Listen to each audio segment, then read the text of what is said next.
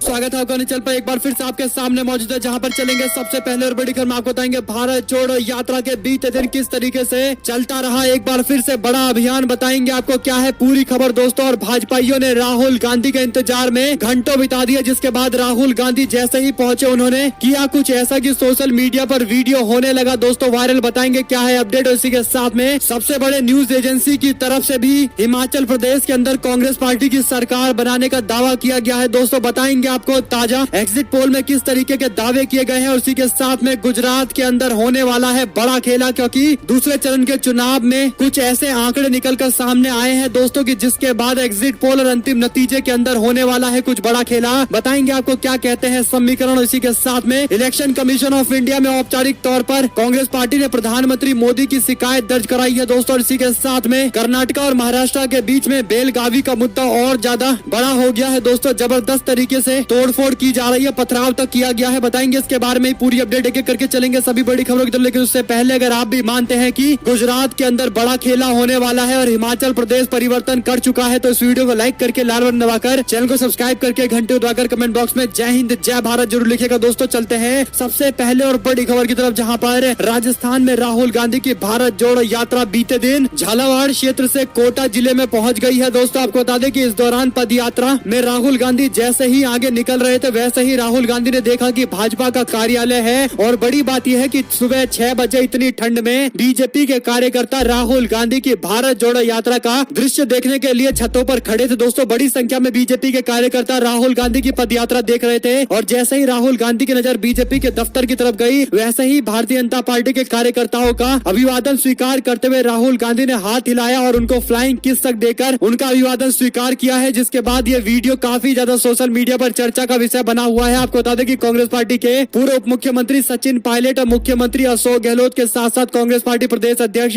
गोविंद सिंह डोटासरा भी मौजूद रहे। और सभी के सभी नेता भारत जोड़ो यात्रा के तहत कांग्रेस पार्टी को मजबूत करने के लिए हुंकार भरते नजर आए दोस्तों। और एक और बड़ी खबर ये सामने आई है कि अखिल भारतीय किसान कांग्रेस ने दिल्ली के जंतर मंतर में विशाल रैली और प्रदर्शन करने की घोषणा की है। यानी एक और संसद का सत्र चलेगा और दूसरे और राजस्थान के अंदर भारत जोड़ो यात्रा चलेगी और तीसरी और दिल्ली के जंतर मंतर में कांग्रेस पार्टी की किसान इकाई जबरदस्त विशाल रैली और प्रदर्शन करने वाली है दोस्तों। किसानों की मांग में कानूनी तौर से एमएसपी की लीगल गारंटी के साथ साथ स्वामीनाथन आयोग की रिपोर्ट को लागू कराने की मांग को लेकर जबरदस्त प्रदर्शन किया जाएगा। आपको बता दें कि एक और बड़ी अपडेट ये सामने आ रही है कि हिमाचल प्रदेश के विधानसभा चुनाव खत्म होने के बाद अब तमाम तरीके के एग्जिट पोल के दावे सामने आ रहे दोस्तों। हालांकि कल इलेक्शन का रिजल्ट डिक्लेयर होने के साथ ही हिमाचल प्रदेश में रिवाज नहीं बल्कि राज बदलने की स्थिति सामने आएगी। ये हम नहीं कह रहे बल्कि तीसरा सबसे बड़ा सर्वे है दोस्तों, जिसने दावा किया है कि हिमाचल प्रदेश के अंदर कांग्रेस पार्टी 38 सीटें जीत सकती है। यानी बहुमत के लिए 34 सीटें चाहिए और कांग्रेस पार्टी का आंकड़ा 38 तक पहुंच सकता है। दरअसल दोस्तों सबसे बड़े न्यूज नेटवर्क में से एक दैनिक भास्कर की ओर से कराए गए एग्जिट पोल में दावा किया गया है कि हिमाचल प्रदेश के अंदर कांग्रेस पार्टी को मिनिमम 30 सीटें और मैक्सिमम 38 सीटें मिल सकती है, जबकि बीजेपी को मिनिमम 25 सीटें मिल सकती है। यानी बीजेपी की अगर बुरी स्थिति होगी तो कांग्रेस पार्टी 40 के आंकड़े तक भी पहुंच जाएगी और अगर बीजेपी बहुत अच्छा करेगी तो भी 33 के आंकड़े को छू पाएगी। यानी मेजोरिटी बीजेपी की इस स्थिति में भी नहीं बन पाएगी। कुल मिलाकर दोस्तों दैनिक भास्कर से पहले एक्सिस माई इंडिया की तरफ से भी कांग्रेस पार्टी को एज बताया गया था, कांग्रेस पार्टी की सरकार बनने का दावा किया गया था दोस्तों। और दूसरी ओर न्यूज 24 के चाणक्य में भी इसी तरीके का दावा किया गया था। तो कुल मिलाकर हिमाचल प्रदेश कांग्रेस पार्टी पूरी तरीके से अलर्ट है दोस्तों। नई तैयारी के साथ कांग्रेस पार्टी के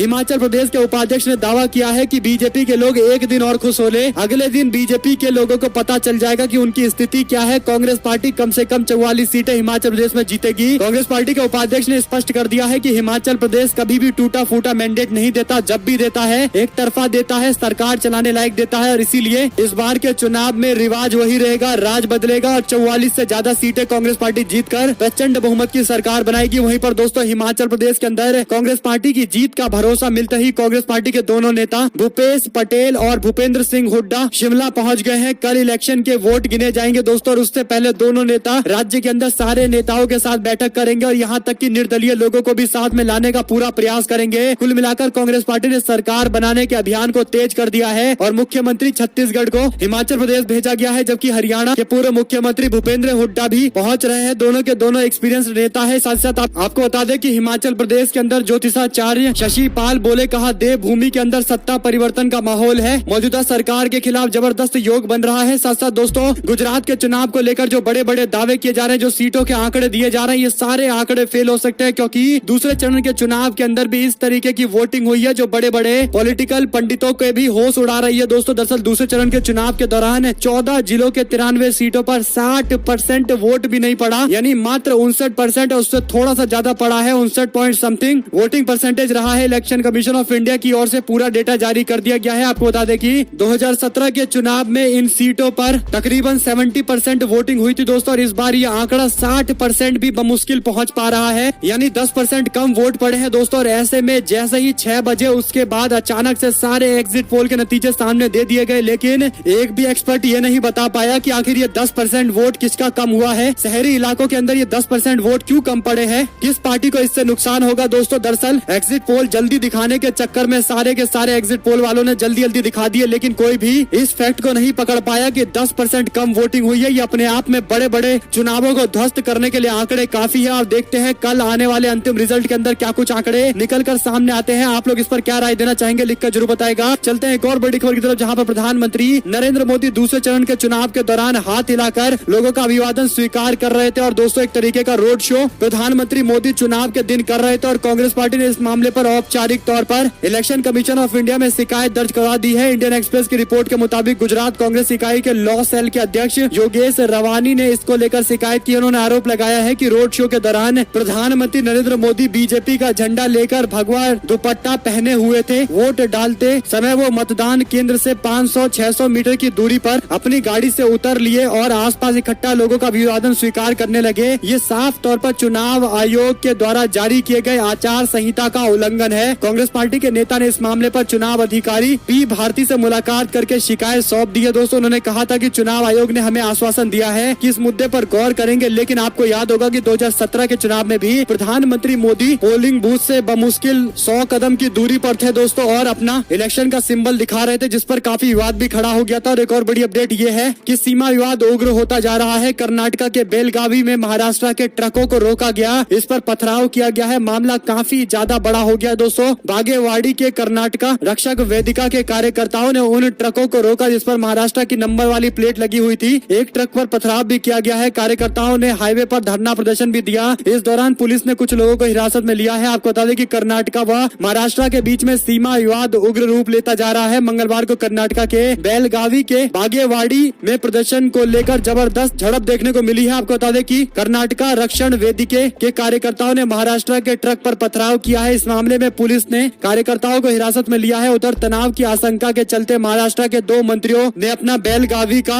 दौरा रद्द कर दिया है। दोस्तों बागेवाड़ी में कर्नाटका रक्षक वेदिका के कार्यकर्ताओं ने जिस तरीके का हंगामा किया, उसके बाद जबरदस्त तनाव की स्थिति देखने को मिल रही है। इसी के साथ में आपको बता दें कि गुजरात के अंदर 102 से लेकर 112 सीटों पर सिमटेगी बीजेपी। दैनिक भास्कर ने अपनी रिपोर्ट में कहा है कि हमारा एग्जिट पोल ये बताता है कि भारतीय जनता पार्टी का आंकड़ा 102 मिनिमम और मैक्सिमम 112 होने वाला है, यानी जो ओपिनियन पोल में 135, 40, 150 तक दिखाए जा रहे हैं वो आंकड़े झूठ बताते हुए दैनिक भास्कर ने अपने एग्जिट पोल में यह दावा किया है। दोस्तों यहाँ पर कांग्रेस पार्टी को तकरीबन 70 सीटें तक आंकड़ा दिखाने की कोशिश की जा रही है, यानी दैनिक भास्कर की माने तो कांग्रेस पार्टी 70 का आंकड़ा भी छू सकती है। वहीं पर हिमाचल प्रदेश के यूनिवर्सिटी कैंपस में हिंसक झड़प, एबीवीपी और एसएफआई के कार्यकर्ता आपस में भिड़ गए, 4 को आई चोटें। छात्र संगठनों ने किया इसको लेकर भी प्रदर्शन। दोस्तों वहीं पर देश के पूर्व स्वास्थ्य मंत्री हर्षवर्धन ने एक ट्वीट करते हुए बाबा साहब अम्बेडकर को लेकर एक टिप्पणी की और बाबा साहब अम्बेडकर के महापरिनिर्वाण दिवस को याद करते हुए उनको विनम्र श्रद्धांजलि दी। लेकिन इस दौरान जो तस्वीर लगाई गई वो रविंद्र जडेजा की लगाई गई, जिसके बाद लोग काफी ज्यादा एग्रेसिव हो गए और उन्होंने पूर्व स्वास्थ्य मंत्री को लेकर जमकर निशाना साधा है। दोस्तों इसी के साथ में भारत जोड़ो यात्रा के दौरान बीजेपी के दफ्तर के ऊपर खड़े लोगों की तस्वीरें भी काफी ज्यादा चर्चा का विषय बनी हुई है कि आखिर ये लोग राहुल गांधी की भारत जोड़ो यात्रा देखने के लिए कैसे आए। क्या इनको उम्मीद है कि राज्य के अंदर कांग्रेस पार्टी फिर से सरकार बनाएगी? क्या राहुल गांधी की लोकप्रियता इतनी ज्यादा है कि बीजेपी के कार्यालय पर लोग खड़े होकर उनकी पदयात्रा देख रहे हैं? कहीं न कहीं कांग्रेस पार्टी के लिए तो अच्छे संकेत है ही। वही आपको बता दें कि कांग्रेस पार्टी के नेता जयराम रमेश बोले, कहा गुजरात में बीजेपी की जीत वाले सारे एग्जिट पोल को कांग्रेस पार्टी ने खारिज किया। हम इन सब एग्जिट पोल को नहीं मानते हैं, जानते हैं कि इनसे किसे फायदा पहुंचवाया जाता है। ओपिनियन पोल किस लिए आते हैं जनता भी जानती है, सब लोग जानते हैं। हम 8 तारीख का इंतजार करेंगे। 8 तारीख को जनता का निर्णय हमारे लिए अंतिम निर्णय होगा। उससे पहले एग्जिट पोल और तमाम तरीके के ये जो पोल कराए जा रहे हैं ये पूरी तरीके से कांग्रेस पार्टी इन पर बिल्कुल भी एतबार नहीं करती है। वहीं पर पर दोस्तों एग्जिट पोल पर एक्टर प्रकाश राज का तंज, कहा मेरे पास माँ है, अभी भी गुजरात में काम करता है। एग्जिट पोल पर प्रकाश राज ने तंज कसते हुए ये बात कही है। वही आपको बता दें कि एक दिन महंगाई महंगाई चिल्लाएंगे ये सारे लोग, यानी राहुल गांधी के पदयात्रा के दौरान मोदी मोदी चिल्लाने वाले लोगों पर जब मीडिया वालों ने कन्हैया कुमार से सवाल पूछा तो उन्होंने कहा कि आज मोदी मोदी चिल्ला रहे हैं, कुछ दिनों में ये लोग महंगाई महंगाई चिल्लाएंगे, क्योंकि नरेंद्र मोदी के नाम के नारे लगाने के कारण बीजेपी के लोगों को थोड़ा भी डर नहीं लगता। उन्हें लगता है कि उनके समर्थक तो उनके साथ में रहेंगे ही, और इसके बाद महंगाई बेरोजगारी जैसे जनता से जुड़े हुए अहम मुद्दों पर कोई चर्चा नहीं की जाती, कोई समाधान नहीं निकाला जाता। और उसके बाद अब ये सारे लोग महंगाई और बेरोजगारी से जब त्रस्त होंगे तो यही लोग अब महंगाई महंगाई का नारा लगाएंगे। साथ साथ दोस्तों तमिलनाडु के अंदर बाबा साहब आम्बेडकर के महापरिनिर्वाण के दिन को याद करते हुए कई सारे बैनर पोस्टर लगाए गए हैं। इस दौरान तमिलनाडु में BR अम्बेडकर के पोस्टर पर बवाल हो गया है। भगवा कपड़े और माथे पर टीका लगाए हुए बाबा साहब अम्बेडकर को दिखाया गया है दोस्तों, जिसके बाद तमिलनाडु के राजनीति में कई सारे पॉलिटिकल पार्टी के लोगों ने इसकी आलोचना करते हुए कहा कि बाबा साहब अम्बेडकर की लिगेसी को भगवाकरण करने की कोशिश की जा रही है। बीजेपी के लोगों को इससे बाज आना चाहिए। वहीं पर दोस्तों गुजरात हिमाचल प्रदेश के साथ साथ आपको बता दें कि 7 सीटें ऐसी है जहां पर उपचुनाव के रिजल्ट आएंगे। सबसे दिलचस्प मुकाबला उत्तर प्रदेश के मैनपुरी में होने वाला है। मैनपुरी के अंदर मुलायम सिंह यादव के निधन के बाद दोस्तों इस सीट पर तय होगा कि आखिर किसके खाते में ये सीट जाएगी। क्या समाजवादी पार्टी अपने कुनबे को मजबूत रख पाएगा या फिर बीजेपी इसमें सेंधमारी कर लेगी, क्योंकि भारतीय जनता पार्टी पर प्रशासन का दुरुपयोग करने का भी आरोप लगा है। वोटिंग परसेंटेज में भी काफी गिरावट देखने को मिली थी। इसी के साथ में उत्तर प्रदेश के खतौली के अंदर भी RLD पार्टी के लिए ये प्रतिष्ठा का चुनाव बन गया है दोस्तों। वहीं पर बिहार के कुरहानी विधानसभा सीट पर जेडीयू ने अपना उम्मीदवार उतारा है। महागठबंधन जेडीयू का समर्थन कर रहा है, तो यहाँ पर बीजेपी जेडीयू के बीच का मुकाबला है। देखते हैं किसको ज्यादा सपोर्ट मिलता है। वहीं पर पदमपुर यानी उड़ीसा के अंदर भी बीजू जनता दल और बीजेपी के बीच में सीधा मुकाबला होने वाला है दोस्तों। साथ ही साथ उत्तर प्रदेश के रामपुर में लगभग 4 लाख मतदाता अपना निर्णय देने वाले हैं। साथ साथ दोस्तों राजस्थान के अंदर 2023 के अंतिम में चुनाव होने वाले, उससे पहले सरदार शहर विधानसभा उपचुनाव के अंदर किस तरीके के नतीजे रहेंगे इसकी अपडेट भी आप तक पहुंचाते रहेंगे। साथ साथ एक और बड़ी खबर की माने तो उत्तर प्रदेश में नगर निकाय, नगर परिषद और नगर पंचायत से जुड़ी हुई बड़ी खबर आई है। आरक्षण की घोषणा कर दी गई है दोस्तों, अधिसूचना जारी कर दी गई है, जिसमें नगर निगम को लेकर जो रिजर्व सीटें हैं उसके आंकड़े कुछ इस तरीके से जारी किए गए हैं। सबसे पहले बताया गया है कि हापुड़ की नगर पालिका परिषद अनुसूचित जाति महिला के लिए आरक्षित की गई है, जबकि एटा की सीट नगर पालिका परिषद अनुसूचित जाति महिला के लिए आरक्षित की गई है। इस तरीके से पूरा डिटेल दिया गया है दोस्तों। वहीं पर तृणमूल कांग्रेस के नेता को गुजरात पुलिस ने गिरफ्तार कर लिया और इसके बाद जबरदस्त बवाल की खबरें भी सामने आ रही है। तृणमूल कांग्रेस के राष्ट्रीय प्रवक्ता और ममता बनर्जी के करीबी माने जाने वाले साकेत गोखले को गिरफ्तार किया गया है। गुजरात पुलिस ने सोमवार देर रात राजस्थान के जयपुर एयरपोर्ट पे टीएमसी के नेता को दबोच लिया है दोस्तों। आरोप है कि मोरबी हादसे पर प्रधानमंत्री मोदी के बारे में गलत खबर दी गई थी। गिरफ्तारी की जानकारी देते हुए टीएमसी के नेता और राज्यसभा के सांसद डेरेक ओब्रायन ने बताया कि उनके राष्ट्रीय प्रवक्ता को गिरफ्तार किया गया है। जयपुर में आकर गुजरात की पुलिस ने गिरफ्तार किया, यानी यहाँ पर भी संविधान की धज्जियां उड़ाई गई है। इसी के साथ में दोस्तों आम आदमी पार्टी ने गुजरात के अंदर इसुदान गढ़वी को अपना मुख्यमंत्री पद का उम्मीदवार बनाया था, लेकिन अब जो नतीजे सामने आ रहे हैं, अब जो एग्जिट पोल के डिटेल में जानकारी दी जा रही है उसमें कहा गया है कि इसुदान गढ़वी अपनी सीट इस बार हार रहे हैं, यानी आम आदमी पार्टी का सीएम कैंडिडेट अपनी सीट नहीं बचा पाएगा। एग्जिट पोल में दावे किए गए हैं। जिग्नेश मेवाड़ी डंके की चोट पर चुनाव जीत रहे हैं, जबकि हार्दिक पटेल के लिए सीट काफी टफ है, लेकिन हार्दिक पटेल चुनाव जीत सकते हैं, इस तरीके से एग्जिट पोल ने दावा किया है। जबकि कांग्रेस पार्टी छोड़कर बीजेपी ज्वाइन करने वाले जगदीश ठाकुर इस बार चुनाव में फंस सकते हैं दोस्तों। साथ साथ आपको बता दें कि यूपी के चुनाव को लेकर समाजवादी पार्टी ने ट्वीट करते हुए लिखा कि आज उत्तर प्रदेश के विधानसभा में सपा के विधायक अतुल प्रधान ने फेसबुक लाइव करके विधानसभा का सत्र जनता को दिखाने का प्रयास किया तो उनको सस्पेंड कर दिया गया। बीजेपी के विधायक भरी विधानसभा में वीडियो देखते हैं और डिप्टी सीएम उनको बना दिया जाता है। बीजेपी के लोग विधानसभा में खैनी रगड़ते हैं, मोबाइल पर गेम्स खेलते हैं। बीजेपी के विधायक ये सब जनहित में करते हैं, और जब समाजवादी पार्टी के लोग मात्र फेसबुक लाइव करने की कोशिश करते हैं तो उनको सस्पेंड कर दिया जाता है। एक तरीके से दोस्तों बड़ा सवाल उठाया गया है। वहीं आपको बता दें कि कर्नाटका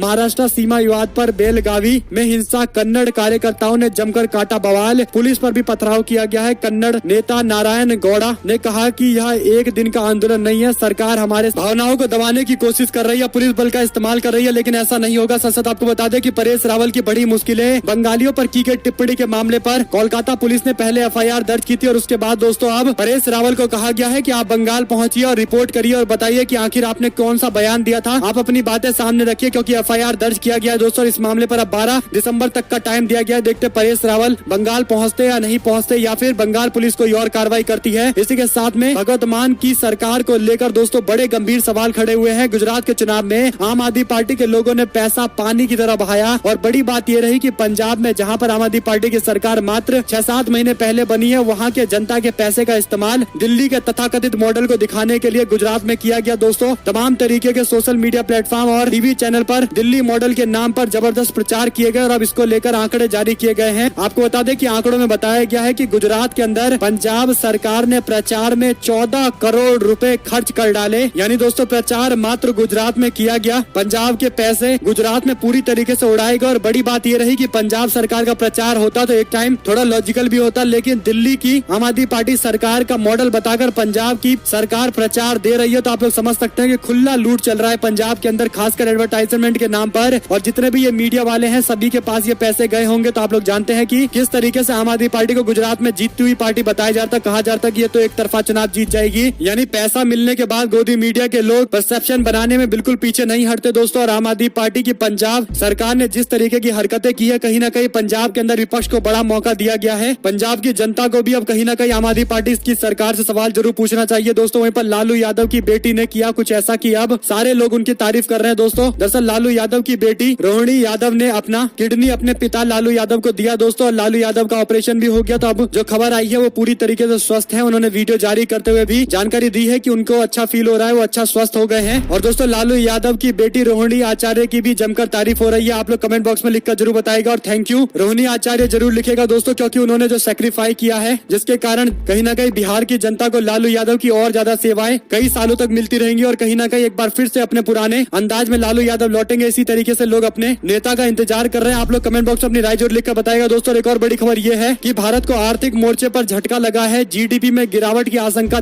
जाहिर की गई है। विश्व बैंक की रिपोर्ट में 2022 और 23 में 6.9% की देश की इकोनॉमिक ग्रोथ बताई गई है दोस्तों। इससे पहले 7.1 बताया गया था, लेकिन इसे कम कर दिया गया है। ये अच्छी स्थिति नहीं है भारत के लिए। वहीं पर सीएम नीतीश कुमार ने फोन लगाकर लालू यादव का हालचाल जाना और लालू यादव की ओर से भी डिटेल दी गई है। पूरी जानकारी देते हुए बताया गया है कि सब कुछ ठीक है। वहीं पर लखीमपुर खीरी में किसानों की हत्या के मामले में आशीष मिश्रा पर चलेगा मुकदमा, आरोप तय हो गए हैं। केंद्रीय मंत्री अजय मिश्रा टेनी के बेटे आशीष मिश्रा पर लखीमपुर खीरी के किसानों की हत्या के मामले में मुकदमा चलेगा। लखीमपुर खीरी की एक अदालत ने मंगलवार को आशीष मिश्रा और अन्य आरोपियों के खिलाफ आरोप तय कर दिए हैं और घोषणा किया है कि मुकदमा 16 दिसंबर से शुरू होने वाला है दोस्तों। यानी इससे पहले मंत्री पुत्र को बचाने के लिए तमाम तरीके के हथकंडों का इस्तेमाल किया गया। मंत्री पुत्र को जमानत भी दिया गया, उसके बाद मामला सुप्रीम कोर्ट पहुंचा, बाद में जमानत को वापस लिया गया और बाद में यूपी सरकार पर जब दबाव बना तो यूपी सरकार ने भी जमानत अर्जी के खिलाफ याचिका दाखिल की और अब जाकर ये मामला सामने आया, जहां पर कोर्ट ने हत्या का मुकदमा चलाने का बड़ा फैसला लिया है। एक और बड़ी अपडेट की माने तो अब कांग्रेस पार्टी ने मांग की है कि उस मंत्री को इस्तीफा देना चाहिए, यानी अजय मिश्रा टेनी जो केंद्र सरकार में गृह राज्य मंत्री के पद पर बना हुआ है, उसको तत्काल प्रभाव से इस्तीफा देना चाहिए या फिर भाजपा की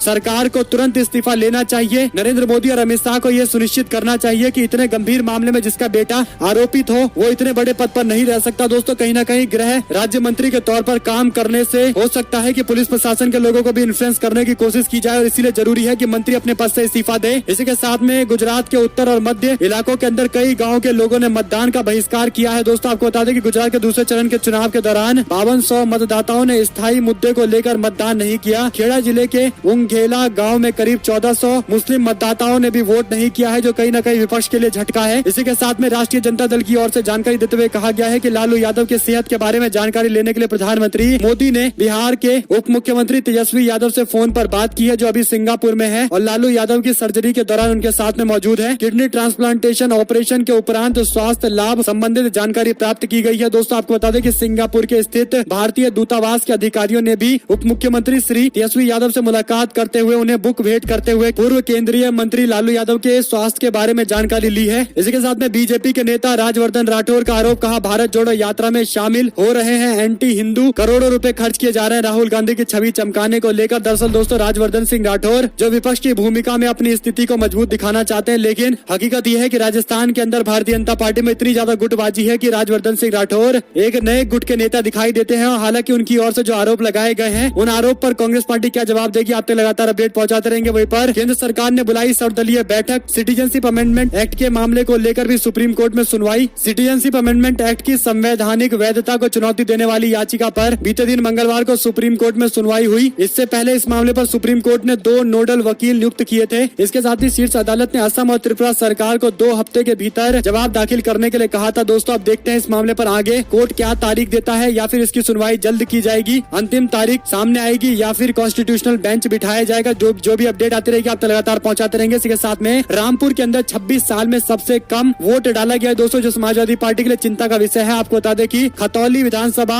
उपचुनाव में मात्र 56% वोटिंग हुई है, जबकि बिहार के कुर्नी में 58% वोटिंग हुई है और भानु प्रतापपुर छत्तीसगढ़ के अंदर 71% वोटिंग हुई है, जबकि उड़ीसा के पदमपुर के अंदर 76% और राजस्थान के सरदार शहर के अंदर 67% वोटिंग हुई है दोस्तों। जबकि मैनपुरी उपचुनाव के लिए डाले गए वोटों में 53% वोट शेयर बताया गया है और रामपुर सीट पर मात्र 31% वोट पड़े हैं, जो कहीं ना कहीं इस बात के संकेत दे रहा है कि बीजेपी ने जो कोशिश की थी शायद ये सफलता उन्हें मिलने जा रही है और रामपुर की सीट बीजेपी जीत सकती है, क्योंकि इतना कम वोट पड़ा है दोस्तों। आप लोग जानते हैं कि किन लोगों को वोट डालने से रोका गया है, जैसा कि समाजवादी पार्टी के लोगों ने आरोप लगाया था। वहीं पर फडणवीस को कर्नाटका के सीएम से सीमा विवाद पर बात करना चाहिए। पवार बोले कहा सारे सांसद साथ आए और इस पर अपना स्टैंड क्लियर करे। दरअसल महाराष्ट्र और कर्नाटका के बीच में बढ़ रहे विवाद पर शरद पवार ने भी जानकारी देते हुए स्पष्ट करने के लिए कहा है कि किसी भी तरीके का कंफ्यूजन नहीं होना चाहिए, जनता के बीच में क्लियर मैसेज देना जरूरी है ताकि आपसी विवाद आगे ना बढ़े। ऐसे में दोस्तों अगर आप लोग को एक भी खबर अच्छी लगी हो तो इस वीडियो को लाइक करके लाल बटन को दबाकर चैनल को सब्सक्राइब करके घंटे को दबाकर कमेंट बॉक्स में जय हिंद जय भारत जरूर लिखेगा। जुड़े रहने के सभी दोस्तों का बहुत बहुत धन्यवाद। देख रहे थे आपका अपना चैनल जय हिंद जय भारत वंदे मातरम।